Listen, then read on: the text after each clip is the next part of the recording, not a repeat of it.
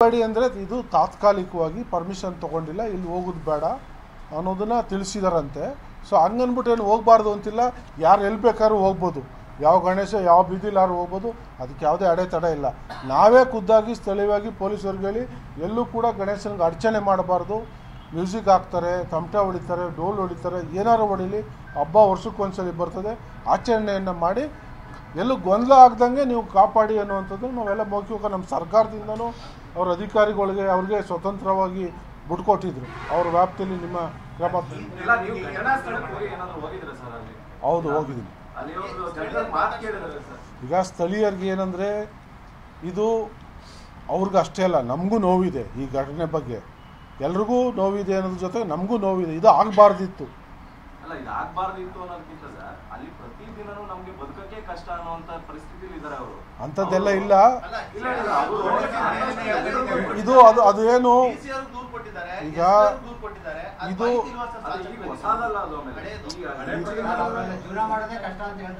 ಈಗ ಜೀವನ ಮಾಡೋದು ಕಷ್ಟ ಇಲ್ಲ, ಆ ಥರದ್ದು ಏನಿಲ್ಲ. ಇಲ್ಲಿ ಯಾವುದೇ ಗುಂಡಾಗಿರಿ ಇಲ್ಲ, ಯಾವುದೂ ಇಲ್ಲ.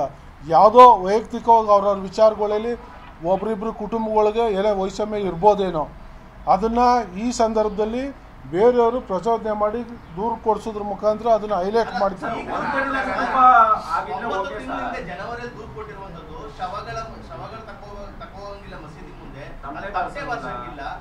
ಈಗ ಅದು ಒಂದಿಬ್ಬರಲ್ಲಿ ನಡೀತಾ ಇದೆ ಅನ್ನೋದು ಮಾಹಿತಿ ಸಿಕ್ಕಿದೆ. ಈಗ ಇಲ್ಲ ಬಡಾವಣೆಯಲ್ಲಿ ನಾವು ಕಾರ್ಯಕ್ರಮಗಳು ಭಾಗವಹಿಸ್ತೀನಿ ಅಂತ, ಇಲ್ಲಿ ಗುಂಡಾಗಿರಿ ಸಂಸ್ಕೃತಿ ಇಲ್ಲ ಮದ್ದೂರಲ್ಲಿ.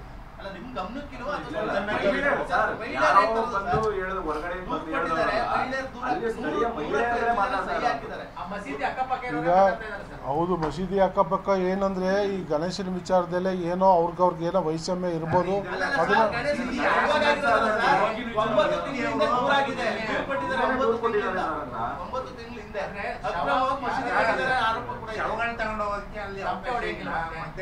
ಅಲ್ಲಿ ಬೈಕ್ಗಳು ಅವೆಲ್ಲ ನಿಲ್ಲಿಸ್ತಾರೆ. ಅಲ್ಲಿಗೆ ಹೋಗಕ್ ಹೋದ್ರೆ ಏನಾದ್ರು ಟಚ್ ಆಯ್ತು ಅಂದ್ರೆ ಗಲಾಟೆ ಮಾಡ್ತಾರೆ, ಗೂಂಡಾಗಿರಿ ಮಾಡ್ತಾರೆ ಅನ್ನೋದನ್ನೆಲ್ಲ ಕಂಪ್ಲೇಂಟ್ ಮಾಡಿದ್ದಾರೆ. ಎಸ್ಪಿಗೂ ಕಂಪ್ಲೇಂಟ್ ಮಾಡಿದ್ದಾರೆ. ಈಗ ಅದು ಭಾಳಷ್ಟು ಕಂಜೆಸ್ಟೆಡ್ ಪ್ಲೇಸು. ರಾಮ್ ರಹೀಮ್ ನಗರ ಭಾಳಷ್ಟು ಚಿಕ್ಕದಾದ ಜಾಗ, ಅವ್ರಿಗೆ ಬಾತ್ರೂಮ್ಗಳಿಲ್ಲ. ಬಾತ್ರೂಮ್ಗಳೆಲ್ಲ ಏನು ಮಾಡಿದ್ದಾರೆ, ಡ್ರೈನ್ ಮೇಲೆ ಬಾತ್ರೂಮ್ಗಳು ಕಟ್ಟಿದ್ದಾರೆ. ನಾವು ರಸ್ತೆಗಳು ಮಾಡಬೇಕಾದ್ರೆ ನಾವು ತೆರವುಗೊಳಿಸಿದ್ವಿ ಭಾಳಷ್ಟನ್ನು. ಇತ್ತೀಚೆಗಷ್ಟೇ ನಮ್ಮ ಪುರಸಭಾಧ್ಯಕ್ಷರು ಇಲ್ಲೇ ಇದ್ದಾರೆ, ಅವರೇ ನಿಂತು ಅಲ್ಲೆಲ್ಲ ತೆರವುಗೊಳಿಸಿ ನಾವು ರೋಡನ್ನು ಹೊಸದಾಗಿ ಪ್ರಾರಂಭ ಮಾಡಿದ್ದೀವಿ.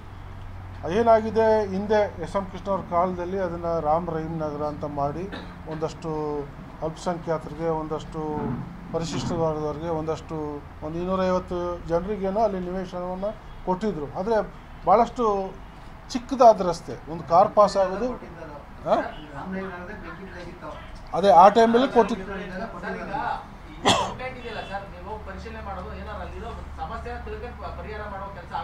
ಈಗ ನಾವು ಈ ಕಂಪ್ಲೇಂಟ್ ಬಗ್ಗೆ SP ಅವ್ರ ಹತ್ರ ಎಲ್ಲ ಮಾತಾಡಿದ್ದೀವಿ. ಇನ್ನೊಂದು 3-4 ದಿವಸ ಇವೆಲ್ಲ ತನಿಖೆ ಮುಗಿದ ಮೇಲೆ ಶಾಶ್ವತವಾಗಿ ಅಲ್ಲಿ ಯಾವುದೇ ಸಮಸ್ಯೆ ಬರ್ದಂಗೆ, ಯಾವುದೇ ಶವ ಸಾಕ್ಸೋಕ್ಕಾಗಲಿ, ದೇವ್ರ ಮೆರವಣಿಗೆ ಆಗಲಿ, ಗಣೇಶನ ಮೆರವಣಿಗೆ ಆಗಲಿ, ಯಾವುದೇ ಹೋಗೋಕ್ಕೂ ಯಾರ್ದು ಅಡಚಣೆ ಮುಂದೆ ಇರಲ್ಲ.